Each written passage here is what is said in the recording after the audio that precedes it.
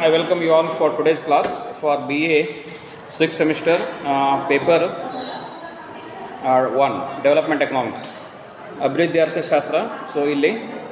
So today I will start with fresh content right on workout, that is from unit 4. ಬರ್ಕೊಡು ಎಲ್ಲರೂ book pen ತೆಗೀರಿ. ಅಭಿವೃದ್ಧಿ ಅರ್ಥಶಾಸ್ತ್ರ ಅಂದರೆ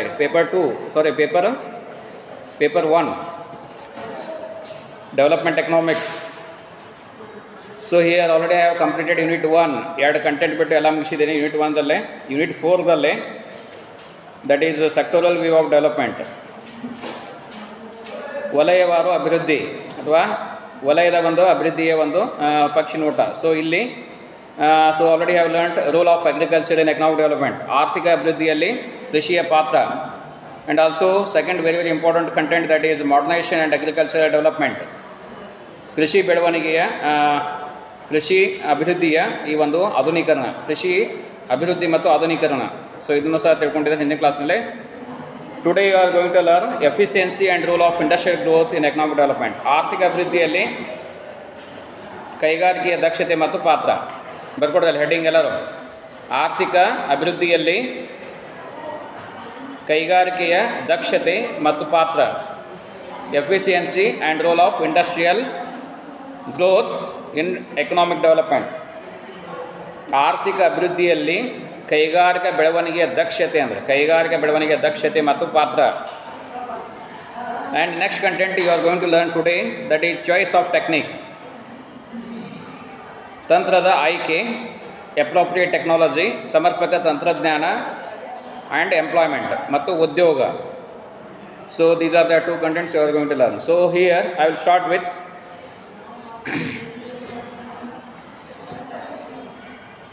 industrial growth in economic development and its efficiency role.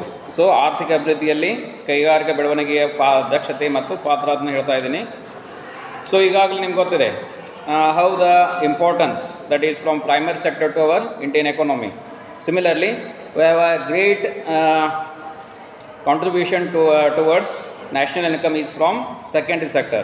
So ಹೇಗೆ ಪ್ರಾಥಮಿಕ ವಲಯ ಈ ಒಂದು ಭಾರತ ದೇಶದ ಆರ್ಥಿಕ ಒಂದು ಬೆಳವಣಿಗೆ ಇರ್ಬೋದು ಅಥವಾ ಅಭಿವೃದ್ಧಿ ಇರ್ಬೋದು ಅಥವಾ ದೇಶದ ಒಂದು ರಾಷ್ಟ್ರೀಯ ಒಂದು ವರಮಾನದಲ್ಲಿ ಹೇಗೆ ಕೊಡುಗೆಯನ್ನು ಕೊಡ್ತಾ ಇದೆಯೋ ಅದೇ ರೀತಿಯಾಗಿಯೂ ಸಹ ಕೈಗಾರಿಕಾ ವಲಯದಿಂದಲೂ ಸಹ ಈ ರೀತಿಯ ಒಂದು ಕೊಡುಗೆ ನಮಗೆ ಸಿಗ್ತಾ ಇದೆ ಅಂತ ಹೇಳ್ಬೋದು. ಸೊ ಹೀಗಾಗಿ ಕೈಗಾರಿಕಾ ಬೆಳವಣಿಗೆಯ ಒಂದು ದಕ್ಷತೆ ಮತ್ತು ಅದರ ಪಾತ್ರ ಯಾವ ರೀತಿಯಾಗಿ ಕಂಡು ಬರ್ತದೆ ಅನ್ನೋದನ್ನು ಇವತ್ತಿನ ಈ ಒಂದು ಕ್ಲಾಸ್ನಲ್ಲಿ ನೀವು ತಿಳ್ಕೊತಾ ಇದ್ದೀರಿ. ಸೊ ಈಗ ಕೈಗಾರಿಕೆ ಇದು ದ್ವಿತೀಯ ವಲಯಕ್ಕೆ ಸಂಬಂಧಪಟ್ಟಿದ್ದು. So here you may find there are so many different types of industries like small industries, okay tiny industries or very small industries or you can say that micro industries, ಸೂಕ್ಷ್ಮ ಉದ್ದಿಮೆಗಳು ಅಥವಾ ಚಿಕ್ಕ ಉದ್ದಿಮೆಗಳು ಅಂತ ಹೇಳ್ತೀವಿ. ಅದೇ ರೀತಿಯಾಗಿ ಎರಡನೇದ್ದು ಸ್ಮಾಲ್ ಸ್ಕೇಲ್ ಇಂಡಸ್ಟ್ರೀಸ್, ಸಣ್ಣ ಪ್ರಮಾಣದ ಕೈಗಾರಿಕೆಗಳು. ಮತ್ತು ಅದೇ ರೀತಿಯಾಗಿ ಮೂರನೇದ್ದು ಮೀಡಿಯಮ್ ಎಂಟರ್ಪ್ರೈಸಸ್ ಅಥವಾ ಮೀಡಿಯಮ್ ಸ್ಕೇಲ್ ಇಂಡಸ್ಟ್ರೀಸ್, ಮಧ್ಯಮ ಪ್ರಮಾಣದ ಕೈಗಾರಿಕೆಗಳು. ಅದೇ ರೀತಿಯಾಗಿ ನಾಲ್ಕನೇದು ಮುಖ್ಯವಾದಂಥದ್ದು that is large scale industries, ಬೃಹತ್ ಪ್ರಮಾಣದ ಕೈಗಾರಿಕೆಗಳಂತ ಹೇಳ್ಬೋದು.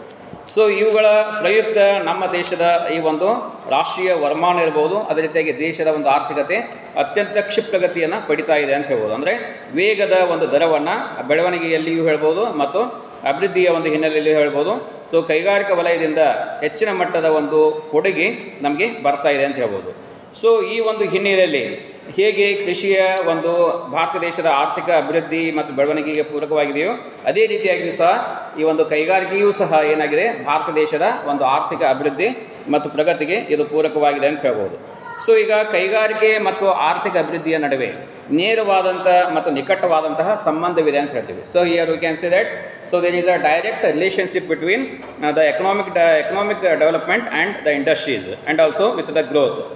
ಸೊ ಈಗ development is nothing but it is a industrialization. So ಈಗ ಮತ್ತೊಂದು ಅರ್ಥದಲ್ಲಿ ಹೇಳ್ತೀವಿ ಕೈಗಾರಿಕೆ ಇದು ಯಾವುದರ ನಡುವೆ ನೇರವಾದಂಥ ಸಂಬಂಧವನ್ನು ಹೊಂದಿದೆ, ಕೈಗಾರಿಕೆ ಮತ್ತು ಆರ್ಥಿಕ ಅಭಿವೃದ್ಧಿಯ ನಡುವೆ ನೇರವಾದಂತಹ ಮತ್ತು ಕ್ಷಿಪ್ರವಾದಂತಹ ನಿಕಟವಾದಂತಹ ಸಂಬಂಧವನ್ನು ಹೇಳ್ತೇವೆ. ಸೊ ಹೀಗಾಗಿ ಈ ಒಂದು ಹಿನ್ನೆಲೆಯಲ್ಲಿ ಕೈಗಾರಿಕರಣವೇ ದೇಶದ ಒಂದು ಆರ್ಥಿಕ ಅಭಿವೃದ್ಧಿ ಅಂತ ನಾವು ಕರಿತೀವಿ. So industrialisation nothing but it is a development. So ಹೀಗಾಗಿ ಇದನ್ನು ಆರ್ಥಿಕ ಅಭಿವೃದ್ಧಿ ಅಥವಾ ಡೆವಲಪ್ಮೆಂಟ್ ಆಫ್ ಎಕನಾಮಿ ಅಂತ ಹೇಳ್ಬೋದು. ಆರ್ಥಿಕ ಅಭಿವೃದ್ಧಿಯ ಒಂದು ದ್ಯೋತಕ ಅಂತಲೂ ಸಹ ಕೈಗಾರಿಕೆಯನ್ನು ನಾವಿಲ್ಲಿ ಕರಿತಾ ಇದ್ದೀವಿ. ಸೊ ಹೀಗಾಗಿ ಆರ್ಥಿಕ ಅಭಿವೃದ್ಧಿಯು ಭಾರತ ದೇಶದ ಒಂದು ಮೂಲ ಕೈಗಾರಿಕರಣ ಅಂತ ಇಲ್ಲಿ ಹೇಳ್ಬೋದು. So that is why you can say that industrialisation is a main objective or main motive of our Indian economy. So ಹೀಗಾಗಿ ಕೈಗಾರಿಕೆ ಬಲಿಷ್ಠವಾದರೆ ದೇಶದ ಆರ್ಥಿಕತೆ ಬಲಿಷ್ಠವಾಗ್ತದೆ ಅಂತ ಎಲ್ಲ ಹೇಳ್ಬೋದು. ಸೊ ಹೀಗಾಗಿ ಭಾರತ ದೇಶದಲ್ಲಿ ನೋಡ್ತಾ ಇದ್ದೀವಿ, ಉನ್ನತವಾದಂತಹ ಒಂದು ವೈವಿಧ್ಯತೆ ಇರ್ಬೋದು, ಸಾಧನೆಗಳಿರ್ಬೋದು, ಕೈಗಾರಿಕಾ ಉತ್ಪನ್ನಗಳಿಗೆ ಅತ್ಯಧಿಕ ಮಟ್ಟದ ಒಂದು ಅಲ್ಲಿ ಹೂಡಿಕೆ ಇರ್ಬೋದು, ಆ ಒಂದು ಹೂಡಿಕೆಗೆ ಅನುವಾದಂಥ ಒಂದು ಉತ್ಪಾದನೆ, ಉದ್ಯೋಗ, ಅನೇಕ ಈ ಒಂದು ಆರ್ಥಿಕ ಸನ್ನಿವೇಶಗಳ ಒಂದು ಸೃಷ್ಟಿ ಚಿತ್ರಣ ಇದರಿಂದ ಸಾಧ್ಯವಾಗ್ತಾ ಇದೆ ಅಂತ ಹೇಳ್ಬೋದು. ಸೊ ಹೀಗಾಗಿ ದೇಶದ ಒಂದು ಆರ್ಥಿಕ ಅಭಿವೃದ್ಧಿಯಲ್ಲಿ ಕೈಗಾರಿಕೆ ಹೇಗೆ ಇದು ಸಮರ್ಪಕವಾಗಿ ತನ್ನನ್ನು ಸಮರ್ಪಿಸಿಕೊಂಡಿದೆ, ಅದೇ ರೀತಿಯಾಗಿ ಅದರ ಒಂದು ದಕ್ಷತೆ ಯಾವ ರೀತಿಯಾಗಿ ಕಂಡು ಬರ್ತಾ ಇದೆ, ಮತ್ತು ಈ ಒಂದು ಕೈಗಾರಿಕಾ ಅಭಿವೃದ್ಧಿಗೆ ಇದು ಬೆಳವಣಿಗೆಗೆ ಈ ಒಂದು ಕೈಗಾರಿಕಾ ವಲಯ ಪೂರಕವಾಗಿದೆಯೋ ಅಥವಾ ಇಲ್ಲವೋ, ಸೊ ಅನೇಕ ರೀತಿಯ ಸಂಗತಿಗಳನ್ನು ನೀವು ಈ ಒಂದು ಭಾಗದಲ್ಲಿ ಕಲಿತೀರಿ. ಸೊ ಇದರೊಂದಿಗೆ ಜಾಗತಿಕ ಮಟ್ಟದಲ್ಲಿ ನೋಡ್ತಾ ಇದ್ದೀವಿ, ಕೈಗಾರಿಕೆ ಅತ್ಯಂತ ಕ್ಷಿಪ್ರಗತಿಯ ಅಥವಾ ವೇಗೋತ್ಕರ್ಷದ ಒಂದು ಅಭಿವೃದ್ಧಿಯ ದ್ಯೋತಕ ಅಂತ ಹೇಳ್ಬೋದು, ಆರ್ಥಿಕ ಅಭಿವೃದ್ಧಿಯ ಒಂದು ದ್ಯೋತಕ ಅಂತ ಹೇಳ್ತಾ ಇದ್ದೀವಿ. ಅಂದರೆ ಅತಿ ಬೇಗನೆ ನಾವು ಉತ್ಪಾದನೆಗಳನ್ನು ಮಾಡಿ, ಅತಿ ಬೇಗನೆ ಸರಕುಗಳನ್ನು ಮಾರಾಟ ಮಾಡಿ, ಅತಿ ಬೇಗನೆ ಆದಾಯವನ್ನು ತಂದುಕೊಡ್ತಕ್ಕಂತಹ ಒಂದು ಪ್ರಮುಖವಾದಂಥ ಒಂದು ಆರ್ಥಿಕ ವಲಯ ಅಂತ ಹೇಳ್ಬೋದು. ಸೊ ಹೀಗಾಗಿ ಕೈಗಾರಿಕಾ ಅಭಿವೃದ್ಧಿ ಸಾಧಿಸಿದ ಆರ್ಥಿಕತೆಗಳನ್ನು ಈಗ ಮುಂದುವರೆದ ದೇಶಗಳನ್ನು ನಾವಿಲ್ಲಿ ಹೆಸರಿಸಬಹುದು. ಸೊ ಯಾಕೆ ಮುಂದುವರೆದ ದೇಶಗಳನ್ನು ಕೈಗಾರಿಕಾ ರಾಷ್ಟ್ರಗಳು ಅಂತ ಕರಿತಾ ಇದ್ದೀವಿ? Because so they have given the main objective or they have given the priority for the secondary sector at a speedy waves. So ಹೀಗಾಗಿ ಅತಿ ವೇಗೋತ್ಕರ್ಷದ ವೇಗದಲ್ಲಿ ಏನು ಮಾಡಿದ್ದಾವೆ, ದ್ವಿತೀಯ ವಲಯವಾದಂಥ ಕೈಗಾರಿಕಾ ವಲಯಕ್ಕೆ ಹೆಚ್ಚು ಆದ್ಯತೆಯನ್ನು ನೀಡಿದ್ದರಿಂದ ಆ ರಾಷ್ಟ್ರಗಳು ಏನು ಮಾಡಿದ್ದಾವೆ, ಕೈಗಾರಿಕೆಗಳನ್ನು ಅತ್ಯಧಿಕ ಮಟ್ಟದಲ್ಲಿ ಬೆಳೆಸಿದ್ದರಿಂದ, ಅವುಗಳ ಅಭಿವೃದ್ಧಿ ಹೆಚ್ಚಿನ ಮಟ್ಟದಲ್ಲಿ ಆಗಿದ್ದರಿಂದ ಏನಾಗಿದೆ, ಆ ದೇಶಗಳು ಶ್ರೀಮಂತ ರಾಷ್ಟ್ರಗಳು ಅಂತ ಕರೆಸಿಕೊಂಡಿದ್ದಾವೆ, ಬಂಡವಾಳ ಪೂರಕ ರಾಷ್ಟ್ರಗಳು ಅಂತ ಕರೆಸಿಕೊಂಡಿದ್ದಾವೆ ಅಂತ ಹೇಳ್ಬೋದು. ಸೊ ಹೀಗಾಗಿ ಕೈಗಾರಿಕಾ ಅಭಿವೃದ್ಧಿ ಸಾಧಿಸಿದ ಈ ಒಂದು ಆರ್ಥಿಕತೆಗಳನ್ನು ಮುಂದುವರೆದ ದೇಶಗಳಲ್ಲಿ ಮತ್ತು ಅದೇ ರೀತಿಯಾಗಿ ಭಾರತದಂಥ ಒಂದು ಅಭಿವೃದ್ಧಿಶೀಲ ದೇಶ ಎರಡಕ್ಕೂ ಇಲ್ಲಿ ಆದ್ಯತೆಯನ್ನು ಕೊಡ್ತಾ ಇದೆ. ಒಂದು ಕಲ್ಯಾಣದ ಒಂದು ರಾಷ್ಟ್ರಕ್ಕೂ ಕೊಡ್ತಾ ಇದೆ, ಅದೇ ರೀತಿಯಾಗಿ ಭಾರತ ದೇಶ ಈ ಒಂದು ಬಂಡವಾಳದ ಒಂದು ಕ್ಷೇತ್ರಕ್ಕೂ ಸಹ ಅಷ್ಟೇ ಆದ್ಯತೆಯನ್ನು ಕೊಡ್ತಾ ಇದೆ ಅಂತ ಹೇಳ್ಬೋದು. ಸೊ ಕಲ್ಯಾಣ ಅನ್ನೋದೇನು, so you have to give the values for human beings and also with the money aspects. ಹಣದ ಸಂಗತಿಗಳೊಂದಿಗೆ ಮಾನವನ ಕ್ಷೇಮಾಭಿವೃದ್ಧಿಯ ಬಗ್ಗೆಯೂ ಸಹ ಅಷ್ಟೇ ಆದ್ಯತೆಯನ್ನು ಕೊಡ್ತಕ್ಕಂತಹ ಮಿಶ್ರ ಆರ್ಥಿಕ ವ್ಯವಸ್ಥೆ ನಮ್ಮ ದೇಶ ಒಳಗೊಂಡಿದೆ ಅಂತ ಹೇಳ್ಬೋದು. ಸೊ ಹೀಗಾಗಿ ನಮ್ಮ ದೇಶ ಎರಡರಲ್ಲಿಯೂ ಸಹ ಈ ಒಂದು ಸಮತೋಲನವನ್ನು ಇದು ಕಾಯ್ದುಕೊಳ್ತಾ ಇದೆ. ಇದರೊಂದಿಗೆ ಕೈಗಾರಿಕರಣವನ್ನು ಸಾಧಿಸಲಿಕ್ಕೆ ಹೆಚ್ಚು ಆದ್ಯತೆಯನ್ನು ಕೊಡ್ತಾ ಇದೆ ಅಂತ ಹೇಳ್ಬೋದು. ಸೊ ಈಗ ಕೈಗಾರಿಕಾ ಅಭಿವೃದ್ಧಿ ಕೇವಲ ಕೈಗಾರಿಕೆಗಳನ್ನು ಬೆಳೆಸುವುದು ಮಾತ್ರವಲ್ಲ, ಕೈಗಾರಿಕೆಗಳನ್ನು ಬೆಳೆಸುವುದರೊಂದಿಗೆ ಅದರ ಉತ್ಪನ್ನಗಳನ್ನು ಅತ್ಯಧಿಕ ಮಟ್ಟದಲ್ಲಿ ಮಾಡುವುದು, ಉತ್ಪನ್ನದೊಂದಿಗೆ ಅವುಗಳ ಉದ್ಯೋಗ ಆದಾಯದ ಸೃಷ್ಟಿಗೂ ಸಹ ಅಷ್ಟೇ ಹೆಚ್ಚು ಮಹತ್ವವನ್ನು ಕೊಡ್ತಕ್ಕದ್ದು. ಇದರೊಂದಿಗೆ ಏನೇನು ಬೇಕು, ಕೈಗಾರಿಕಾ ಅಭಿವೃದ್ಧಿ ಆಗಬೇಕಾದ್ರೆ ಏನು ಬೇಕು, ವಿಜ್ಞಾನ ತಂತ್ರಜ್ಞಾನದ ಬೆಳವಣಿಗೆ ಮತ್ತು ಕೌಶಲ್ಯತೆಗಳ ಒಂದು ಅಭಿವೃದ್ಧಿ ಆಗಬೇಕು. ಅದಿದ್ದಾಗ ಮಾತ್ರ ಎರಡನೇ ವಲಯ ದ್ವಿತೀಯ ವಲಯ ಪೈಪೋಟಿತವಾಗಿ ಮತ್ತು ಹೆಚ್ಚು ಸ್ವಾವಲಂಬನೆಯಿಂದ ಜಾಗತಿಕ ಮಟ್ಟದಲ್ಲಿ ಅದು ತನ್ನನ್ನು ತಾನು ಯಾವುದೇ ಒಂದು ದೇಶ ಬೆಳೆಸಿಕೊಳ್ಳಲಿಕ್ಕೆ ಸಾಧ್ಯವಿದೆ ಅಂತ ಹೇಳ್ಬೋದು. ಸೊ ಯಾವ ದೇಶದಲ್ಲಿ ಕೈಗಾರಿಕೆಗಳು ಎಷ್ಟು ಸದೃಢ ಮಟ್ಟದಲ್ಲಿದ್ದಾವೆ ಅದೇ ದೇಶದಲ್ಲಿ ಅಂತ ರಾಷ್ಟ್ರಗಳು ನೋಡ್ತಾ ಇದ್ದೀವಿ, ಆ ದೇಶದ ಉಚ್ಚ ಮಟ್ಟದ ಜೀವನ ಶೈಲಿ ಮತ್ತು ಇಂಡಸ್ಟ್ರಿಯಲ್ ಸಿವಿಲೈಸೇಷನ್ ಅಂತ ಹೇಳ್ತೀವಿ. ಅಂದರೆ ಕೈಗಾರಿಕಾ ನಗರೀಕರಣ ಅಥವಾ ಕೈಗಾರಿಕಾ ನಾಗರಿಕತೆ ಆ ದೇಶದಲ್ಲಿ ಉಚ್ಚ ಮಟ್ಟದ ಒಂದು ಆಧುನಿಕ ಈ ಒಂದು ಸಂಸ್ಕೃತಿ ಶೈಲಿಯ ಒಂದು ನಾಗರಿಕತೆಯನ್ನು ಈ ಒಂದು ಮುಂದುವರೆದಂತಹ ರಾಷ್ಟ್ರಗಳಲ್ಲಿ, ಕೈಗಾರಿಕಾ ವಲಯದ ರಾಷ್ಟ್ರಗಳಲ್ಲಿ ನಾವಿಲ್ಲಿ ನೋಡ್ಬೋದು. ಸೊ ಹೀಗಾಗಿ ಯಾವ ದೇಶದಲ್ಲಿ ಈ ಒಂದು ಆರ್ಥಿಕತೆ ಅಭಿವೃದ್ಧಿ ಸಾಧಿಸ್ತಾ ಇದೆ ಅಂದರೆ ಆ ದೇಶದಲ್ಲಿಯ ಕೈಗಾರಿಕೆಯ ಒಂದು ಬೆಳವಣಿಗೆಯ ಒಂದು ಪಾತ್ರ ಮತ್ತು ಅದರ ಒಂದು ದಕ್ಷತೆ ಇದೆ ಅಂತ ಹೇಳ್ಬೋದು. ಸೊ ಹೀಗಾಗಿ ಈ ಒಂದು ಪ್ರಾಥಮಿಕ ವಲಯದಿಂದ ಹಿನ್ನಡೆದುಕೊಂಡು ಈ ದ್ವಿತೀಯ ವಲಯ ಹೆಚ್ಚಿನ ಮಟ್ಟದ ಒಂದು ಜನರ ಜೀವನ ಶೈಲಿ ಮತ್ತು ಅದೇ ರೀತಿಯಾಗಿ ದೇಶದ ಈ ಒಂದು ಮೂಲ ಸೌಕರ್ಯಗಳ ಒಂದು ಅಭಿವೃದ್ಧಿಗೂ ತೃತೀಯ ವಲಯದ ಒಂದು ಅಭಿವೃದ್ಧಿಗೂ ಸಹ ಇದು ಪೂರಕವಾಗಿದೆ. ಸೊ ಹೇಗೆ ಪ್ರಾಥಮಿಕ ವಲಯ ಈ ಎರಡೂ ವಲಯಗಳೊಂದಿಗೆ ಸಂಬಂಧವನ್ನು ಹೊಂದಿದೆ ಅಂದರೆ ದ್ವಿತೀಯ ವಲಯ ತೃತೀಯ ವಲಯಕ್ಕೆ, ಅದೇ ರೀತಿಯಾಗಿಯೂ ಸಹ ಈ ಒಂದು ದ್ವಿತೀಯ ವಲಯ ಪ್ರಾಥಮಿಕ ವಲಯ ಮತ್ತು ತೃತೀಯ ವಲಯದೊಂದಿಗೂ ಸಹ ಅಷ್ಟೇ ಗಾಢವಾದಂಥ ಒಂದು ಸಂಬಂಧವನ್ನು ಹೊಂದಿದೆ ಅಂತ ಹೇಳ್ಬೋದು. ಈಗ ಯುದ್ಧದಂಥ ಸನ್ನಿವೇಶದಲ್ಲಿ ನಮ್ಮ ದೇಶಕ್ಕೆ ಏನು ಅತ್ಯಗತ್ಯವಾಗಿದೆ, ಪ್ರಾಥಮಿಕ ವಲಯದ ಮೂಲವಾದಂಥ ಆಹಾರಗಳು, ಆಹಾರ ಬೆಳೆ, ಆಹಾರ ಉತ್ಪನ್ನಗಳು ಅತ್ಯಧಿಕವಾಗಿರ್ತದೆ ಅಂತ ಹೇಳಿ ನಿಸರ್ಗದ ಪ್ರಕೋಪದ ಸನ್ನಿವೇಶಗಳಲ್ಲಿ. ಸೊ ಈ ರೀತಿಯ ಸಂದಿಗ್ಧ ಪರಿಸ್ಥಿತಿಯನ್ನು ಎದುರಿಸಬೇಕಾದ್ರೆ ನಮಗೆ ಪ್ರಾಥಮಿಕ ವಲಯದ ಆಹಾರ ಎಷ್ಟು ಭದ್ರತೆ ಇರ್ತದೋ ಅಷ್ಟೇ ಆ ದೇಶಕ್ಕೆ ಅದು ಹೆಚ್ಚಿನ ಒಂದು ಭದ್ರತೆಯನ್ನು ಒದಗಿಸ್ತದೆ. ಅದೇ ರೀತಿಯಾಗಿ ದ್ವಿತೀಯ ವಲಯವು ಸಹ ಯುದ್ಧದಂಥ ಸನ್ನಿವೇಶಗಳಲ್ಲಿ ಯುದ್ಧೋಪಕರಣಗಳನ್ನು, ದೇಶದ ಕೈಗಾರಿಕಾ ಚಟುವಟಿಕೆಗಳನ್ನು ಸರಾಗವಾಗಿ ನಡೆಸಲಿಕ್ಕೆ ಹೋಗಬೇಕಾದ್ರೆ ಈ ಒಂದು ದ್ವಿತೀಯ ವಲಯವು ಸಹ ಅಷ್ಟೇ ಹೆಚ್ಚು ಮಹತ್ವಪೂರ್ಣವಾಗಿದೆ ಅಂತ ಹೇಳ್ಬೋದು. ಮತ್ತು ದೇಶದಲ್ಲಿ ನೋಡ್ತಾ ಇದ್ದೀವಿ, ಭಾರತ ದೇಶದಲ್ಲಿ ನಿಸರ್ಗದ ಸಂಪನ್ಮೂಲ ಒಂದು ಅತ್ಯಧಿಕ ಮಟ್ಟದಲ್ಲಿದೆ, ಆದರೆ ಅವುಗಳ ಸದ್ಬಳಕೆ ಸರಿಯಾಗಿ ಆಗ್ತಿಲ್ಲ. ಸಮರ್ಪಕವಾದಂಥ ಒಂದು ಉಪಯೋಗ ಈಗಲೂ ಸಹ ಸಾಧ್ಯವಾಗ್ತಾ ಇಲ್ಲ. ಈಗ ಒಂದು ಫಾರ್ ಎಕ್ಸಾಂಪಲ್ ವಾಟರ್ ರಿಸೋರ್ಸಸ್, ಜಲ ಸಂಪನ್ಮೂಲ. ಈ ಜಲ ಸಂಪನ್ಮೂಲವನ್ನು ಸರಿಯಾಗಿ ನಾವು ಸದ್ಬಳಕೆ ಮಾಡಿಕೊಂಡಿದ್ದೇ ಆದಲ್ಲಿ ನೀರು ವ್ಯರ್ಥ ಪೋಲಾಗಿ ಹೋಗೋದ್ರ ಬದಲು ಅದನ್ನು ತಡೆಗಟ್ಟಿ ಈ ಭಾರತ ದೇಶದ ಎಲ್ಲ ಪ್ರದೇಶಗಳಲ್ಲಿ ನೀರಾವರಿ ಸೌಲಭ್ಯಗಳನ್ನು ವಿಸ್ತೃತವಾದಂಥ ಮಟ್ಟದಲ್ಲಿ ಮಾಡಲಿಕ್ಕೆ ಸಾಧ್ಯವಿತ್ತು. ಆದರೆ ಅದು ಈಗ ಸಾಧ್ಯವಾಗ್ತಾ ಇಲ್ಲ.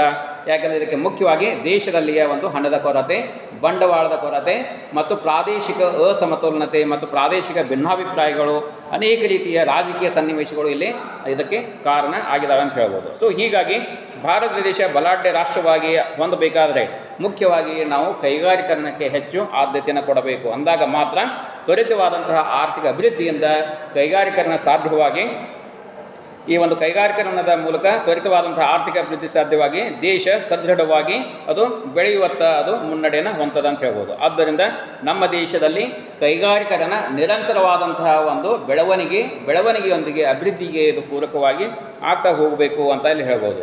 ಸೊ ಈ ಒಂದು ಹಿನ್ನೆಲೆಯಲ್ಲಿ ನೋಡ್ತಾ ಇದ್ದೀವಿ, ದೇಶದಲ್ಲಿ ಅನೇಕ ಉದ್ಯಮಗಳು ಮತ್ತು ಅದೇ ರೀತಿಯಾಗಿ ಈ ಒಂದು ಕಾರ್ಖಾನೆಗಳು ಮತ್ತು ಅದೇ ರೀತಿಯಾಗಿ ಕೈಗಾರಿಕೆಗಳು, ಗಣಿಗಾರಿಕೆ, ಅನೇಕ ರೀತಿಯ ಈ ಒಂದು ಉದ್ಯಮ ಚಟುವಟಿಕೆಗಳ ತಯಾರಿಕಾ ಘಟಕಗಳಿರ್ಬೋದು, ಸೇವಾ ವಲಯದ ಒಂದು ಉದ್ದಿಮೆ ವಲಯ ಅಂತ ಹೇಳ್ಬೋದು, ಅನೇಕ ರೀತಿಯ ಉದ್ಯಮಗಳ ಒಂದು ಬೆಳವಣಿಗೆ ಸಾಧ್ಯವಾಗ್ತದೆ ಅಂತ ಹೇಳ್ಬೋದು. ಸೊ ಹೀಗಾಗಿ ಈ ಯಾವ ರೀತಿ ದ್ವಿತೀಯ ವಲಯ ಬೆಳೀತಾ ಹೋಗ್ತದೆಯೋ ಅದೇ ರೀತಿಯಾಗಿ ತೃತೀಯ ವಲಯವು ಸಹ ಅದು ಬೆಳೀತಾ ಹೋಗ್ತದೆ ಅಂತ ಹೇಳ್ಬೋದು. ಸೊ ಹೀಗಾಗಿ ಅವು ಒಂದಕ್ಕೊಂದು ಸಹ ಅವಲಂಬಿತವಾಗಿದ್ದಾವೆ ಅಂತ ಹೇಳ್ಬೋದು. ಸೊ ಹೀಗಾಗಿ ಈ ಒಂದು ತೃತೀಯ ವಲಯದ ಬೆಳವಣಿಗೆ ತೃತೀಯ ವಲಯದ ಒಂದು ಬೆಳವಣಿಗೆಗೆ ಪೂರಕವಾಗಿ ಇದು ಕೆಲಸವನ್ನು ಮಾಡ್ತಾ ಅಂತ ಹೇಳ್ಬೋದು. ಈಗ ನೋಡ್ತಾ ಇದ್ದೀವಿ, ತೃತೀಯ ವಲಯದಲ್ಲಿ ಕೇವಲ ಸೇವಾ ವಲಯವಲ್ಲ, ಅಲ್ಲಿ ಏನೇನು ಬರ್ತದೆ, ಬ್ಯಾಂಕಿಂಗು, ಹಣಕಾಸು, ವಿಮೆ, ಅನೇಕ ರೀತಿಯ ಸಾರಿಗೆ ಸಂಪರ್ಕಗಳು, ಸೊ ಈ ರೀತಿಯ ಅನೇಕ ಈ ಒಂದು ಕ್ಷೇತ್ರಗಳನ್ನು ನಾವು ತೃತೀಯ ವಲಯದಲ್ಲಿ ನೋಡ್ತಾ ಇದ್ದೀವಿ. ಸೊ ಹೀಗಾಗಿ ದೇಶದ ಒಂದು ಆರ್ಥಿಕ ಅಭಿವೃದ್ಧಿಯಲ್ಲಿ ಇದು ಅತ್ಯಧಿಕವಾದದ್ದು ಅಂತ ಹೇಳ್ಬೋದು. ಸೊ ಹೀಗಾಗಿ ನಮ್ಮ ದೇಶದಲ್ಲಿ ನೋಡ್ತಾ ಇದ್ದೀವಿ, ಕೈಗಾರಿಕರಣಕ್ಕೆ ಹೆಚ್ಚು ಆದ್ಯತೆಯನ್ನು ಕೊಡ್ತಾ ಇದ್ದೀವಿ. ಕೈಗಾರಿಕರಣದ ಮಹತ್ವ ಇಲ್ಲಿ ಹೆಚ್ಚಿಗೆ ಕಂಡು ಬರ್ತಾ ಇದೆ ಅಂತ ಹೇಳ್ಬೋದು. ಶೀಘ್ರಗತಿಯ ಕೈಗಾರಿಕೆ ಆ ದೇಶದ ನಗರೀಕರಣಕ್ಕೆ ಕಾರಣವಾಗಿ ದೇಶ ಕ್ಷಿಪ್ರಗತಿಯ ಒಂದು ಬೆಳವಣಿಗೆಯನ್ನು ಅದರೊಂದಿಗೆ ಅಭಿವೃದ್ಧಿಯನ್ನು ಸಾಧಿಸಲಿಕ್ಕೆ ಸಾಧ್ಯವಿದೆ ಅಂತ ಹೇಳ್ಬೋದು. ಸೊ ಈ ಒಂದು ಹಿನ್ನೆಲೆ ನೋಡ್ತಾ ಇದ್ದೀವಿ, ಭಾರತ ದೇಶದ ಈ ಒಂದು ಆರ್ಥಿಕ ಅಭಿವೃದ್ಧಿಯಲ್ಲಿ ಈ ಒಂದು ಕೈಗಾರಿಕೆಯ ಬೆಳವಣಿಗೆಯ ದಕ್ಷತೆ, ಅದರ ಪಾತ್ರ ಯಾವ ರೀತಿಯ ಸಂಗತಿಗಳ ಮೂಲಕ ಸಂಭವಿಸ್ತಾ ಇದೆ. ಮೊದಲನೇದಾಗಿ ಕೃಷಿಯ ಪ್ರಗತಿಗೆ ಕೊಡುಗೆಯನ್ನು ಇದು ನೀಡಿದೆ. ಸೊ ಮೊದಲನೇ ಸಂಗತಿ ಏನು ಹೇಳ್ತದೆ, ಭಾರತದ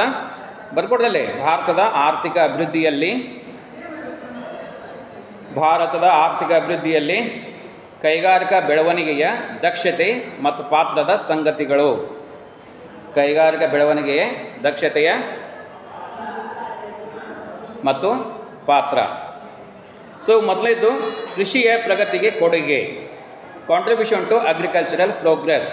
ಸೊ ಭಾರತದಂತಹ ಈ ಒಂದು ಕೃಷಿ ಪ್ರಧಾನವಾದಂತಹ ದೇಶದಲ್ಲಿ ಕೈಗಾರಿಕೆಗಳ ಪಾತ್ರ ಅತ್ಯಂತ ಹಿರಿದು ಅಂತ ಹೇಳ್ಬೋದು. ಸೊ ಯಾಕೆಂದರೆ ಇದು ಕೈಗಾರಿಕಾ ಬೆಳವಣಿಗೆಯ ಒಂದು ಅತ್ಯವಶ್ಯಕವಾದಂತಹ ಬೇಸಾಯಕ್ಕೆ ಬೇಕಾಗಿರ್ತಕ್ಕಂತಹ ಉಪಕರಣಗಳನ್ನು ದ್ವಿತೀಯ ವಲಯ ಪ್ರಾಥಮಿಕ ವಲಯಕ್ಕೆ ಪೂರೈಕೆ ಮಾಡ್ತದೆ ಅಂತ ಹೇಳ್ಬೋದು.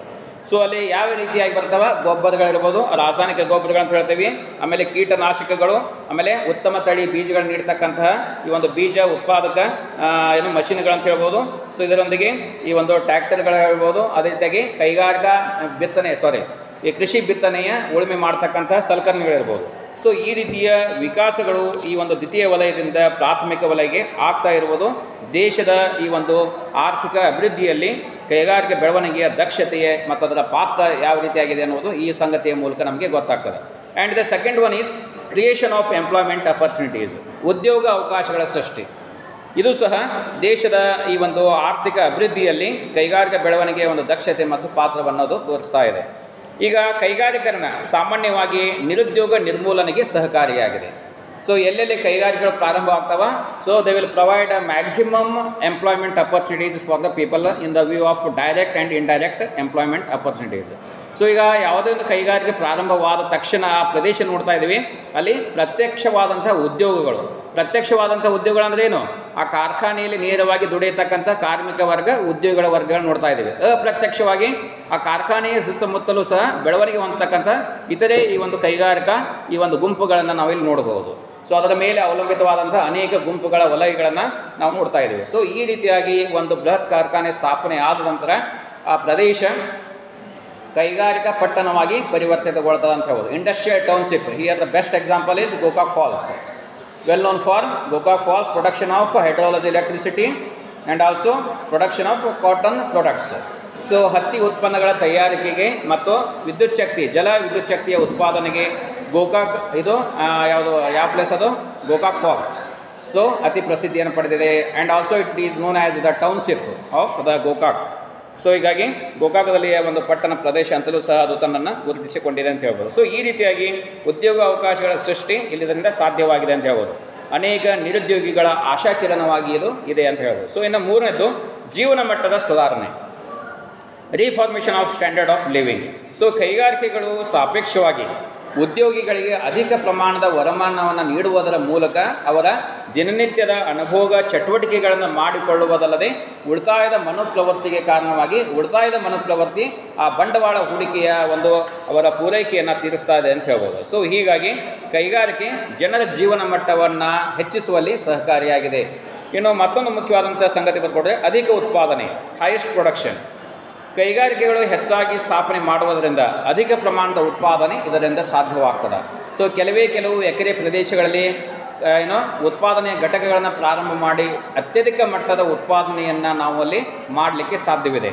ಸೊ ಈ ಒಂದು ಅನುಕೂಲತೆ ನಮಗೆ ಹೆಚ್ಚಾಗಿ ಇಲ್ಲಿ ಕಂಡು ಬರ್ತದೆ ಅಂತ ಹೇಳ್ಬೋದು. ಅಲ್ಲದೆ ಬೃಹತ್ ಪ್ರಮಾಣದ ಕೈಗಾರಿಕೆಗಳು ಇರುವುದರಿಂದ ಯಂತ್ರೋಪಕರಣಗಳ ಬಳಕೆ ಸದ್ಬಳಕೆ ಉಂಟಾಗ್ತದೆ. ಇದರೊಂದಿಗೆ ಶ್ರಮ ವಿಭಜನೆಯೂ ಸಹ ಸಾಧ್ಯವಿದೆ ಅಂತ ಹೇಳ್ಬೋದು. ಅಂದರೆ ಆರ್ಥಿಕತೆಯ ಲಾಭಗಳನ್ನು ತರ್ತಕ್ಕಂತಹ ಒಳ್ಳೆಯ ಗುಣಮಟ್ಟದ ಸರಕುಗಳನ್ನು ಪೂರೈಕೆ ಮಾಡ್ತಕ್ಕಂತಹ ಒಂದು ಶ್ರಮ ವಿಭಜನೆ ಇದರಿಂದ ಸಾಧ್ಯವಾಗ್ತಾ ಇದೆ ಅಂತ ಹೇಳ್ಬೋದು. ಈಗ 10 ಜನ ಮಾಡ್ತಕ್ಕಂತಹ ಕೆಲಸವನ್ನು ಒಂದೇ ಯಂತ್ರ ಕಡಿಮೆ ಅವಧಿಯಲ್ಲಿ ಮಾಡುವುದರ ಮೂಲಕ ಕೈಗಾರಿಕಾ ವಲಯದ ತನ್ನ ಸಾಮರ್ಥ್ಯ ಶಕ್ತಿಯನ್ನು ಅದು ತೋರಿಸಿಕೊಡ್ತಾ ಇದೆ ಅಂತ ಹೇಳ್ಬೋದು. ಸೊ ಹೀಗಾಗಿ ಈ ಒಂದು ಅಧಿಕ ಮಟ್ಟದ ಉತ್ಪಾದನೆ ಇದರ ಒಂದು ಆರ್ಥಿಕ ಅಭಿವೃದ್ಧಿಯಲ್ಲಿ ಭಾರತ ದೇಶದ ಕೈಗಾರಿಕೆಯ ಒಂದು ಬೆಳವಣಿಗೆ ಅದರ ದಕ್ಷತೆಯ ಪಾತ್ರವನ್ನು ಅದು ತೋರಿಸ್ತಾ ಇದೆ. ಇನ್ನು 5ನೇದು ಆಂತರಿಕ ಮತ್ತು ಬಾಹ್ಯ ಆರ್ಥಿಕತೆಗಳಿಗೆ ಪ್ರಚೋದನೆಯನ್ನು ನೀಡಿದೆ. ಆಂತರಿಕ ಬಾಹ್ಯ ಆರ್ಥಿಕತೆಗಳಿಗೆ ಪ್ರಯೋಜನವನ್ನು ನೀಡಿದೆ. Advantage to internal and external economies. ಕೈಗಾರಿಕಾ ಅಭಿವೃದ್ಧಿಯ ಒಂದು ಕಾರಣ ಆಂತರಿಕ ಮತ್ತು ಬಾಹ್ಯ ಆರ್ಥಿಕತೆಗಳಿಗೆ ಇದು ಹೆಚ್ಚು ಅವಕಾಶವನ್ನು ಕಲ್ಪಿಸಿಕೊಟ್ಟಿದೆ ಅಂತ ಹೇಳ್ಬೋದು. ಸೊ ಈಗ ಒಂದು ಪ್ರದೇಶದಲ್ಲಿ ಒಂದು ಸ್ಟೀಲ್ ಇಂಡಸ್ಟ್ರಿ ಅಥವಾ ಉಕ್ಕಿನ ಕೈಗಾರಿಕೆ ಪ್ರಾರಂಭವಾಯಿತು ಅಂದರೆ ಕಬ್ಬಿನ ಕಾರ್ಖಾನೆ ಪ್ರಾರಂಭವಾಯಿತು ಅಂದರೆ ಕಬ್ಬು ಅಲ್ಲ ಸ್ಟೀಲ್ ಕಬ್ಬಿನ ಸ್ಥಾಪನೆ ಆದಂದರೆ ಆ ಪ್ರದೇಶದ ಸುತ್ತಮುತ್ತಲು ನೋಡ್ತಾ ಇದ್ದೀವಿ ಅನೇಕ ರೀತಿಯ ಕಾರ್ಖಾನೆಗಳು ಸಹ ಪ್ರಾರಂಭವಾಗಲಿಕ್ಕೆ ಕಾರಣವಾಗ್ತದೆ. ಅಲ್ಲದೆ ಗಣಿಗಾರಿಕೆ, ಸಾರಿಗೆ ವ್ಯವಸ್ಥೆಗಳ ಒಂದು ಬೆಳವಣಿಗೆ ಮತ್ತು ಅದೇ ರೀತಿಯಾಗಿ ಉದ್ಯೋಗ ಅವಕಾಶಗಳ ಸೃಷ್ಟಿಗೆ ಕಾರಣವಾಗಿ ಆ ಪ್ರದೇಶದ ಸುತ್ತಮುತ್ತಲು ನಗರ ವಸತಿ ಪ್ರದೇಶಗಳು ತಲೆ ಎತ್ತುವ ಹಾಗೆ ಮತ್ತು ಅದೇ ರೀತಿಯಾಗಿ ಈ ಒಂದು ದೇಶ ನೋಡ್ತಾ ಇದ್ದೀವಿ ಯಾವ ಪ್ರಮಾಣದಲ್ಲಿ ಅತ್ಯಧಿಕ ಮಟ್ಟದ ಬೃಹತ್ ಮಟ್ಟದ ಕಾರ್ಖಾನೆಗಳನ್ನು ಹೊಂದ್ತಾ ಇದೆಯೋ ಆ ದೇಶ ಆರ್ಥಿಕ ಮುನ್ನಡೆಯನ್ನು ಸಾಧಿಸುವುದರಲ್ಲಿ ಯಾವುದೇ ರೀತಿಯ ಸಂಶಯವಿಲ್ಲ ಅಂತ ಹೇಳ್ಬೋದು. ಸೊ ಹೀಗಾಗಿ ಈ ಒಂದು ಆರ್ಥಿಕ ಮುನ್ನಡೆಯ ಮೂಲಕ ಅನೇಕ ಪ್ರದೇಶಗಳ ಬಾಹ್ಯ ಆರ್ಥಿಕತೆಯ ಮಿತವ್ಯಯಗಳ ಸಹ ಅಭಿವೃದ್ಧಿಗೆ ಕಾರಣವಾಗ್ತದೆ ಅಂತ ಹೇಳ್ಬೋದು. ಈಗ ನೋಡ್ತಾ ಇದ್ದೀವಿ ಕಡಿಮೆ ಉತ್ಪಾದನೆ ಆದರೆ ಏನಾಗ್ತದೆ, ಆರ್ಥಿಕ ಮಿತವ್ಯಯ ಹೆಚ್ಚಳವಾಗ್ತದೆ. ಹೆಚ್ಚು ಉತ್ಪಾದನೆ ಆದರೆ ಈ ಒಂದು ಆರ್ಥಿಕ ಮಿತವ್ಯಯಗಳ ಪ್ರಮಾಣ ಅದು ನಾವು ಹೆಚ್ಚು ಕಡಿಮೆ ಬೆಲೆಯಲ್ಲಿ ನಾವು ಮಾಡ್ತೇವೆ ಸರಕುಗಳನ್ನು ಪಡೆಯಲಿಕ್ಕೆ ಸಾಧ್ಯವಿದೆ. ಹೆಚ್ಚು ಉತ್ಪಾದನೆ ಆದರೆ ಕಡಿಮೆ ಬೆಲೆಗಳಲ್ಲಿ ಸರಕುಗಳನ್ನು ಪಡೆಯಲಿಕ್ಕೆ ಸಾಧ್ಯವಿದೆ. ಅದೇ ರೀತಿಯಾಗಿ ಬಾಹ್ಯ ಆರ್ಥಿಕತೆಗಳು ಸಹ ಅಭಿವೃದ್ಧಿಯಲ್ಲಿ ಮಹತ್ವವನ್ನು ಪಡೆದುಕೊಂಡಿದ್ದಾವೆ. ವಿದೇಶಗಳಿಗೆ ಕಳಿಸ್ತಕ್ಕಂಥ ಸರಕುಗಳು ಅವುಗಳ ಬೆಲೆ ಕಾಂಪಿಟೇಟಿವ್ ಅಂದರೆ ಸ್ಪರ್ಧಾತ್ಮಕವಾದಂಥ ಯೋಗ್ಯವಾದಂಥ ಬೆಲೆ ಅಂತಾರಾಷ್ಟ್ರೀಯ ಮಾರುಕಟ್ಟೆಯಲ್ಲಿ ಸಿಗುವಾಗ ಆ ಸಂದರ್ಭದಲ್ಲಿ ನಮ್ಮ ಸರಕುಗಳ ಹೆಚ್ಚಿನ ಮಟ್ಟದಲ್ಲಿ ಮಾರಾಟಗೊಂಡು ಈ ಒಂದು ರಾಷ್ಟ್ರೀಯ ವರಮಾನವನ್ನು ಪಡೆಯಲಿಕ್ಕೆ ಸಹ ಸಾಧ್ಯವಿದೆ ಅಂತ ಹೇಳ್ಬೋದು. ಸೊ ಈ ರೀತಿಯಾಗಿ ಆಂತರಿಕ ಮತ್ತು ಬಾಹ್ಯ ಆರ್ಥಿಕತೆಗಳಿಗೆ ದೇಶೀಯ ಉದ್ಯಮಿಗಳಿಗೆ ವಿದೇಶಿಯ ಉದ್ಯಮಿಗಳಿಗೆ ಇದು ಸಹಕಾರಿಯಾಗಿದೆ ಅಂತ ಹೇಳ್ಬೋದು. ಇನ್ನು 6ನೇದು ರಾಷ್ಟ್ರದ ರಕ್ಷಣೆ, protection to the nation. So ದೇಶದ ರಕ್ಷಣೆಯಲ್ಲಿ ಕೈಗಾರಿಕೆಗಳ ಪಾತ್ರ ಮಹತ್ತರ ಅಂತ ಹೇಳ್ಬೋದು. ಯಾವ ರೀತಿಯಾಗಿ? ಸೊ ಕೈಗಾರಿಕೆಗಳಲ್ಲದೆ ಯುದ್ಧದ ಸಾಮಗ್ರಿಗಳನ್ನು ತಯಾರಿಸಲಿಕ್ಕೆ ಸಾಧ್ಯವಿಲ್ಲ. ಯುದ್ಧದ ಟ್ಯಾಂಕರ್ಗಳಿರ್ಬೋದು, ಅಣುಬಾಂಬ್ಗಳಿರ್ಬೋದು, ಬಂದೂಕುಗಳು, ಯುದ್ಧ ವಿಮಾನಗಳು, ಸಾರಿಗೆ ಪರಿಕರಗಳು, ಅನೇಕ ರೀತಿಯ ರಕ್ಷಣಾತ್ಮಕ ಸಾಮಗ್ರಿಗಳ ಅವಶ್ಯಕತೆ ನಮ್ಮ ದೇಶದ ಸೈನಿಕರಿಗೆ ಇರುವುದರಿಂದ ದೇಶದ ರಕ್ಷಣೆಗೆ ಇದು ಸಹಕಾರಿಯಾಗಿದೆ ಅಂತ ಹೇಳ್ಬೋದು. ಅಂದರೆ ಬೇರೆ ರಾಷ್ಟ್ರದ ಮೇಲೆ ಅವಲಂಬನೆ ಆಗದೆ ನಾವೇ ಸ್ವತಃ ಅವುಗಳನ್ನು ಉತ್ಪಾದಿಸುತ್ತಿದ್ದರೆ ನಮ್ಮ ದೇಶದ ಈ ಒಂದು ರಾಷ್ಟ್ರೀಯ ವರಮಾನ ಹೆಚ್ಚಾಗುವುದಲ್ಲದೆ ವಿದೇಶಗಳಿಗೂ ಸಹ ರಫ್ತು ಮಾಡಿ ಆದಾಯವನ್ನು ವೃದ್ಧಿ ಮಾಡಲಿಕ್ಕೆ ಸಾಧ್ಯವಿದೆ.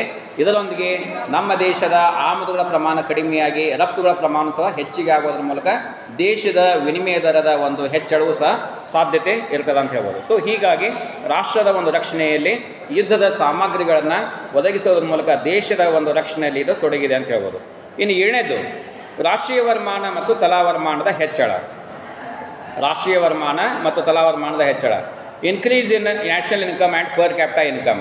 ಕೈಗಾರಿಕೆಗಳ ಶೀಘ್ರ ಬೆಳವಣಿಗೆ ಮತ್ತು ಅಭಿವೃದ್ಧಿಗೆ ಸಹಜವಾಗಿ ತ್ವರಿತವಾದಂಥ ಆರ್ಥಿಕ ಪ್ರಗತಿಯನ್ನು ಸಾಧಿಸುವುದೇ ಈ ಒಂದು ಆರ್ಥಿಕ ಅಭಿವೃದ್ಧಿಯಲ್ಲಿ ಕೈಗಾರಿಕಾ ಬೆಳವಣಿಗೆಯ ಅದರ ಒಂದು ದಕ್ಷತೆ ಮತ್ತು ಅದು ಪಾತ್ರವನ್ನು ಎತ್ತಿ ತೋರಿಸಿದೆ ಅಂತ ಹೇಳ್ಬೋದು. ಸೊ ಇಲ್ಲಿ ವಿಶೇಷವಾಗಿ ನೋಡ್ತಾ ಇದ್ವಿ, ನಮ್ಮ ದೇಶದಲ್ಲಿಯ ಶೀಘ್ರವಾದಂಥ ಕೈಗಾರಿಕಾ ಬೆಳವಣಿಗೆ ಸಾಧಿಸುವುದರ ಮೂಲಕ ಶ್ರಮ ವಿಭಜನೆ ವೈಶಿಷ್ಟ್ಯತೆ ಸಾಧ್ಯವಾಗಿದೆ. ಅಂದರೆ ಸ್ಪೆಷಲೈಸೇಷನ್, ಈ ಕೆಲಸವನ್ನು ಈ ವ್ಯಕ್ತಿಯೇ ಮಾಡ್ತಕ್ಕದ್ದು, ಈ ವ್ಯಕ್ತಿಯೇ ಮಾಡ್ತಕ್ಕದ್ದು. ಸೊ ಈ ರೀತಿಯ ವಿಶಿಷ್ಟತೆಗಳು ನಮ್ಮ ದೇಶದ ಕೈಗಾರಿಕಾ ವಲಯದಿಂದ ಸೃಷ್ಟಿಯಾಗ್ತಾ ಇದೆ. ಸೊ ಈ ರೀತಿಯ ವಿಶಿಷ್ಟತೆಗಳು ಹೊಸ ಹೊಸ ಆದಾಯಗಳನ್ನು ಸೃಷ್ಟಿ ಮಾಡ್ತಕ್ಕಂಥ ಒಂದು ವಲಯವಾಗಿದೆ ಅಂತ ಹೇಳ್ಬೋದು. ಸೊ ಇದು ನಮ್ಮ ದೇಶದ ರಾಷ್ಟ್ರೀಯ ವರಮಾನದ ಒಂದು ಬೆಳವಣಿಗೆ ಮತ್ತು ತಲಾ ವರಮಾನಗಳ ಬೆಳವಣಿಗೆಗೆ ಕಾರಣವಾಗಿದೆ ಅಂತ ಹೇಳ್ಬೋದು. ಇನ್ನು ಎಂಟನೇದು ಸಾರಿಗೆ ಸಂಪರ್ಕಗಳ ಅಭಿವೃದ್ಧಿ, development of transport and communication. ಸಾರಿಗೆ ಸಂಪರ್ಕಗಳ ಅಭಿವೃದ್ಧಿ. ಈಗ ದೇಶದಲ್ಲಿ ನೋಡ್ತಾ ಇದ್ದೀವಿ, ಯಾವ ದೇಶದ ಒಂದು ಆರ್ಥಿಕ ಅಭಿವೃದ್ಧಿ ಬೆಳವಣಿಗೆ ನಡೀತಾ ಇದೆ ಅಂದರೆ ಆ ದೇಶದ ಸಾರಿಗೆ ಸಂಪರ್ಕಗಳು ಮೂಲ ಸೌಕರ್ಯಗಳ ಮೇಲೆ ಅವಲಂಬಿತವಾಗಿದೆ. ಸಾರಿಗೆ ಸಂಪರ್ಕಗಳು ಎಲ್ಲದೇ ಇದ್ದಾರೆ ಅಂದರೆ ರಸ್ತೆ, ಎಲೆಕ್ಟ್ರಿಸಿಟಿ, ವಿದ್ಯುತ್ ಶಕ್ತಿ, ನೀರು, ಅನೇಕ ರೀತಿಯ ಸೌಕರ್ಯಗಳನ್ನು ಮಾರುಕಟ್ಟೆ ಒದಗಿಸದಿದ್ದಲ್ಲಿ ಏನಾಗ್ತದೆ, ಸೌಕರ್ಯಗಳನ್ನು ಕೈಗಾರಿಕಾ ಬೆಳವಣಿಗೆ ಆಗುವುದಿಲ್ಲ, ಸಾಧ್ಯವೇ ಇಲ್ಲ. ಇದಕ್ಕೆ ಮುಖ್ಯವಾಗಿ ಪೂರಕವಾದಂತಹ ಒಂದು ಟಾನಿಕ್ ಅಂತ ಹೇಳ್ತೀವಿ, ಅಂದರೆ ಮೂಲ ಸೌಕರ್ಯಗಳು ಈ ಒಂದು ಕೈಗಾರಿಕಾ ವಲಯದ ಒಂದು ನರನಾಡಿ ಅಂತ ಹೇಳ್ತೀವಿ. ಸೊ ಅವುಗಳ ಒಂದು ಪೂರಕವಾದಂತಹ ಒಂದು ಚಲನೆ ಇರದೇ ಇದ್ದಾಗ ಏನಾಗ್ತದೆ, ಕೈಗಾರಿಕಾ ವಲಯ ಕುಂಠಿತಗೊಳ್ತದೆ. ಆದ್ದರಿಂದ ನಾವೇನು ಮಾಡಬೇಕು, ಮೂಲ ಸೌಕರ್ಯಗಳು ಅಂದರೆ ಈ ಒಂದು ಕೈಗಾರಿಕೆಯ ರಕ್ತ ಪರಿಚಲನೆ ಹೇಗೆ ಸರಾಗವಾಗಿ ನಮ್ಮ ದೇಹದಲ್ಲಿ ರಕ್ತ ಪರಿಚಲನೆ ಸರಿಯಾಗಿ ಸಗಮವಾಗಿ ಆಗ್ತದೆ, ಅದೇ ರೀತಿಯಾಗಿ ಸಹ ಮೂಲ ಸೌಕರ್ಯಗಳ ಈ ಒಂದು ರಕ್ತ ಪರಿಚಲನೆ ಕೈಗಾರಿಕಾ ವಲಯಕ್ಕೆ ಅಷ್ಟೇ ಮಹತ್ವವಾಗಿದೆ ಅಂತ ಹೇಳ್ಬೋದು. ಸೊ ಇದರಿಂದ ಏನಾಗ್ತದೆ, ಸಾರಿಗೆ ಸಂಪರ್ಕಗಳ ಒಂದು ಅಭಿವೃದ್ಧಿಯಿಂದ ದೇಶದ ಒಂದು ಕೈಗಾರಿಕಾ ವಲಯ ಅಭಿವೃದ್ಧಿ ದಾರಿ ಆಗ್ತದೆ ಅಂತ ಹೇಳಿ. ಇನ್ನು ಒಂಬತ್ತನೇದು ಉತ್ಪಾದನಾ ಸಾಮರ್ಥ್ಯದಲ್ಲಿ ವೃದ್ಧಿ, ಪ್ರೋಗ್ರೆಸ್ ಇನ್ ಪ್ರೊಡಕ್ಷನ್ ಕೆಪಾಸಿಟಿ. ಯಾವುದೇ ದೇಶದ ಆರ್ಥಿಕ ಅಭಿವೃದ್ಧಿ ಆ ದೇಶದಲ್ಲಿನ ಉತ್ಪಾದನಾ ಸಾಮರ್ಥ್ಯವನ್ನು ಅದು ಅವಲಂಬಿಸಿದೆ ಅಂತ ಹೇಳ್ಬೋದು. ಸೊ ಈಗ ಜನರ ಉತ್ಪಾದನಾ ಸಾಮರ್ಥ್ಯವನ್ನು ನಿರ್ಧರಿಸಿರುವುದು ಆ ರಾಷ್ಟ್ರದಲ್ಲಿನ ಕೈಗಾರಿಕಾ ಬೆಳವಣಿಗೆ ಅಂತ ಹೇಳ್ಬೋದು. ಸೊ ವಿಶೇಷವಾಗಿ ನೋಡ್ತೇವೆ, ಯಂತ್ರೋಪಕರಣಗಳ ವ್ಯಾಪಕ ಬಳಕೆ ಎಲ್ಲಿ ಆಗ್ತದೆ, ಸಲಕರಣೆಗಳ ಉಪಯೋಗ ಎಲ್ಲಿ ಹೆಚ್ಚಿಗಿದೆ, ಶ್ರಮ ವಿಭಜನೆ ವೈಶಿಷ್ಟ್ಯತೆ ಎಲ್ಲಿ ಕಾಣ್ತದೆ, ಅಂತಹ ಪ್ರದೇಶದಲ್ಲಿ ಹಿತದಾಯಕ ಭೋಗ ವಿಲಾಸಿ ಮತ್ತು ಅನೇಕ ರೀತಿಯ ನಮಗೆ ಶಕ್ತಿ ಸಾಮರ್ಥ್ಯಗಳನ್ನು, ಉತ್ಪಾದನಾ ಸಾಮರ್ಥ್ಯವನ್ನು ತೋರಿಸ್ತಕ್ಕಂತಹ ಒಂದು ಪ್ರಮುಖವಾದಂತಹ ಒಂದು ಸ್ವಯಂ ಚಾಲಿತ ಸಾಮರ್ಥ್ಯವನ್ನು ತೋರಿಸ್ತಕ್ಕಂತಹ ಎಲ್ಲ ಸೌಲಭ್ಯಗಳ ಬೆಳವಣಿಗೆಯನ್ನು ಹೊಂದತಕ್ಕಂತಹ ಈ ಒಂದು ಉತ್ಪಾದನಾ ಸಾಮರ್ಥ್ಯದಲ್ಲಿ ವೃದ್ಧಿಯನ್ನು ತೋರಿಸುವುದೇ ಕೈಗಾರಿಕಾ ಅಭಿವೃದ್ಧಿಯಾಗಿದೆ ಅಂತ ಹೇಳ್ಬೋದು, ಅಥವಾ ಕೈಗಾರಿಕಾ ಬೆಳವಣಿಗೆ ಅಂತ ಹೇಳ್ಬೋದು. ಸೊ ಈ ರೀತಿಯಾಗಿ ಹತ್ತನೇದು ಬರ್ಕೊಡ್ರೆ ಸಂಪನ್ಮೂಲಗಳ ಸದ್ಬಳಕೆ, ಪ್ರಾಪರ್ ಯುಟಿಲೈಸೇಷನ್ ಆಫ್ ರಿಸೋರ್ಸಸ್, ಇದು ಸಹ ಮತ್ತೊಂದು ಮುಖ್ಯವಾದಂಥ ಕಾರಣ. ಸೊ ಇದು ಹೇಗೆ ಭಾರತ ದೇಶದ ಆರ್ಥಿಕ ಅಭಿವೃದ್ಧಿಯಲ್ಲಿ ಕೈಗಾರಿಕೆಯು ಯಾವ ರೀತಿಯ ತನ್ನ ದಕ್ಷತೆಯನ್ನು ಪಾತ್ರವನ್ನು ತೋರಿಸಿದೆ. ಈಗ ನಮ್ಮ ದೇಶ ನೋಡ್ತಾ ಇದ್ವಿ, ಸಂಪನ್ಮೂಲಗಳು ಎಲ್ಲೆಲ್ಲ ಹೇರಳವಾಗಿದ್ದಾವೆ. ಫಾರ್ ಎಕ್ಸಾಂಪಲ್ ಈಗ ಗಣಿಗಾರಿಕೆಯಲ್ಲಿ ನೋಡ್ತಾ ಇದ್ದೀವಿ, ಈ ಒಂದು ಕಲ್ಲಿದ್ದಲು ಸಿಗತಕ್ಕಂಥ ಪ್ರದೇಶ ಯಾವ ಪ್ರದೇಶದಲ್ಲಿ ಹೆಚ್ಚಾಗಿದೆ, ಅದೇ ರೀತಿಯಾಗಿ ಬಂಗಾರದ ಅದಿರು ಎಲ್ಲಿ ಸಿಗ್ತದೆ ಆ ಪ್ರದೇಶದಲ್ಲಿ, ಅದೇ ರೀತಿಯಾಗಿ ಈ ಒಂದು ಅದೇ ರೀತಿಯಾಗಿ ಬಾಕ್ಸೈಟ್ ಅದಿರು ಎಲ್ಲೆಲ್ಲಿ ಸಿಗ್ತದೆ. ಸೊ ಈ ರೀತಿಯಾಗಿ ಎಲ್ಲೆಲ್ಲಿ ಅದಿರು ಸಿಗ್ತದ ಆ ಪ್ರದೇಶಗಳಲ್ಲಿ ಕೈಗಾರಿಕೆಗಳನ್ನು ಸ್ಥಾಪನೆ ಮಾಡುವುದರ ಮೂಲಕ ಸಂಪನ್ಮೂಲಗಳ ಸದ್ಬಳಕೆ ಇದರಿಂದ ಸಾಧ್ಯವಾಗಿದೆ. ದೇಶದಲ್ಲಿಯ ಈ ರೀತಿಯ ಸಂಪನ್ಮೂಲಗಳು ವ್ಯರ್ಥವಾಗದೆ ಅವುಗಳ ಉಪಯೋಗ ಮಾಡಿಕೊಳ್ಳುವ ಮೂಲಕ ದೇಶದ ಒಂದು ಆರ್ಥಿಕ ಅಭಿವೃದ್ಧಿಯಲ್ಲಿ ಸೊ ಅದು ಒಂದು ತನ್ನ ಪಾತ್ರವನ್ನು ನೀಡಿದೆ ಅಂತ ಹೇಳಿ. ಇನ್ನು 11ನೇದು ವಿದೇಶಿ ವಿನಿಮಯ ಗಳಿಕೆ, ಫಾರಿನ್ ಎಕ್ಸ್ಚೇಂಜ್ ಅರ್ನಿಂಗ್ಸ್. ಸೊ ಕೈಗಾರಿಕಾ ಅಭಿವೃದ್ಧಿ ಸಾಮಾನ್ಯವಾಗಿ ವಿದೇಶದ ಪ್ರಗತಿಗೆ ಇದು ನೆರವಾಗಿದೆ ಅಂತ ಹೇಳ್ಬೋದು. ಸೊ ವಿದೇಶಿ ವ್ಯಾಪಾರದ ಪ್ರಗತಿಯ ಯಂತ್ರ ಅಂತಲೂ ಸಹ ನಾವು ಕೈಗಾರಿಕೆಯನ್ನು ಕರಿತೀವಿ. ಸೊ ಈಗ ಕೈಗಾರಿಕಾ ವಲಯ ಅತ್ಯಧಿಕ ಮಟ್ಟದಲ್ಲಿ ವಿದೇಶಿ ವಿನಿಮಯದ ಸಂಗ್ರಹವನ್ನು ಇದು ಮಾಡಿಕೊಡ್ತದೆ ಅಂತ ಹೇಳ್ಬೋದು. ಯಾಕೆಂದರೆ ಹೆಚ್ಚಿನ ಮಟ್ಟದ ಒಂದು ರಫ್ತು ವ್ಯವಹಾರ ಈ ಒಂದು ವಲಯದಿಂದಲೇ ಸಾಧ್ಯವಾಗ್ತಾ ಇದೆ. ಆದ್ದರಿಂದ ವಿದೇಶಿ ವಿನಿಮಯದ ನಿರ್ಧಾರ ನಮ್ಮ ದೇಶದ ಯಾವ ಪ್ರಮಾಣದಲ್ಲಿ ಸಾಮರ್ಥ್ಯದಲ್ಲಿ ವಿದೇಶಗಳಿಗೆ ಹೋಗ್ತಾ ಇದೆ ಸೊ ಅದರ ಮೂಲಕ ಯಾವ ರೀತಿಯ ವರಮಾನವನ್ನು ಪಡಿತಾ ಇದೆ, ಅದರ ಮೂಲಕ ದೇಶದ ಅಂತಾರಾಷ್ಟ್ರೀಯ ಮಾರುಕಟ್ಟೆಯಲ್ಲಿ ನಮ್ಮ ದೇಶದ ವಿನಿಮಯ ದರದ ಒಂದು ನಿರ್ಧಾರ ಆಮದು ರಫ್ತುಗಳ ಪೂರೈಕೆಯಿಂದ ಸಾಧ್ಯವಾಗ್ತಾ ಇದೆ. ಆದ್ದರಿಂದ ಈ ಒಂದು ರಫ್ತು ವಲಯದ ಮೂಲಕ ನಮ್ಮ ದೇಶದ ಈ ಒಂದು ದ್ವಿತೀಯ ವಲಯದಿಂದ ವಿದೇಶಿ ವಿನಿಮಯ ಗಳಿಕೆ ಹೆಚ್ಚಿನ ಮಟ್ಟದಲ್ಲಿ. ಇನ್ನು ಅದೇ ರೀತಿಯಾಗಿ 12ನೇದು ಸಮತೋಲನ ಅಭಿವೃದ್ಧಿ, ಈಕ್ವಿಟೇಬಲ್ ಡೆವಲಪ್ಮೆಂಟ್. ಭಾರತದಂತಹ ಒಂದು ಅಭಿವೃದ್ಧಿಶೀಲ ದೇಶ ನೋಡ್ತಾ ಇದ್ದೀವಿ, ಪ್ರಾದೇಶಿಕ ಅಸಮತೋಲನ ಹೆಚ್ಚಿನ ಮಟ್ಟದಲ್ಲಿ ಕಂಡು ಬರ್ತಾ ಇದೆ. ಸೊ ಈ ಒಂದು ಅಸಮತೋಲನ ಹೋಗಬೇಕಾದ್ರೆ ಏನು ಬೇಕು? ಆ ಪ್ರದೇಶದಲ್ಲಿ ಕೈಗಾರಿಕಾ ಅಭಿವೃದ್ಧಿಯನ್ನು ಮಾಡಬೇಕು, ಕೈಗಾರಿಕಾ ಪ್ರದೇಶಗಳನ್ನು ನಾವು ಬೆಳೆಸ್ತಾ ಹೋಗಬೇಕು. ಅಂದಾಗ ಮಾತ್ರ ಪ್ರಾದೇಶಿಕ ಅಸಮತೋಲನ ನಿವಾರಣೆ ಆಗ್ತದೆ ಅಂತ ಹೇಳ್ಬೋದು. ಇನ್ನು ಅದೇ ರೀತಿಯಾಗಿ 13ನೇದು ಸರ್ಕಾರಕ್ಕೆ ವರಮಾನ, ರೆವಿನ್ಯೂ ಟು ದ ಗೌರ್ಮೆಂಟ್. ಸರ್ಕಾರಕ್ಕೆ ಇದು ವರಮಾನವಾಗಿದೆ ಅಂತ ಹೇಳ್ಬೋದು. ಕೈಗಾರಿಕರಣದಿಂದ ಸರ್ಕಾರ